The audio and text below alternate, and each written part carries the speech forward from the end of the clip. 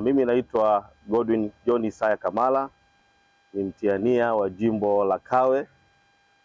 Kama chama imetoa fursa kwa wanachama wao kuweza kushiriki kwenye mchakato wa kupata viongozi ambao wataweza kuwatumikia wananchi.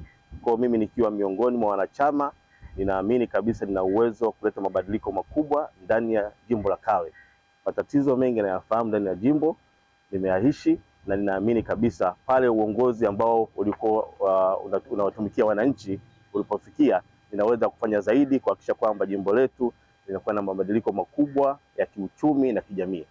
Kwa hiyo hii ni fursa nzuri ambayo naamini vijana tunaweza kutoa uzoefu wetu ambao tunao, na mimi kama kiongozi kwa maana ya kiongozi wa taasisi ambayo naiendesha, nina uzoefu mkubwa kwa maana ya uongozi wa biashara, uongozi wa kijamii.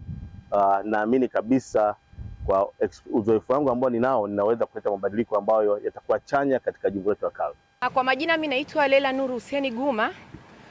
Ni mwanachama wa Chama cha Mapinduzi takribani miaka 38 naenda 39. Nimekitumikia kichama kwa muda mrefu sana, lakini leo kilichonileta hapa ni kuchukua fomu ya ubunge katika jimbo la Kawe, na hii sio mara ya kwanza, hii ni mara ya tatu nachukua fomu. Nilichukua 2010, nilichukua 2015, nimechukua tena leo 2020. Na sio ubunge tu, pia nilishawahi kugombea udiwani.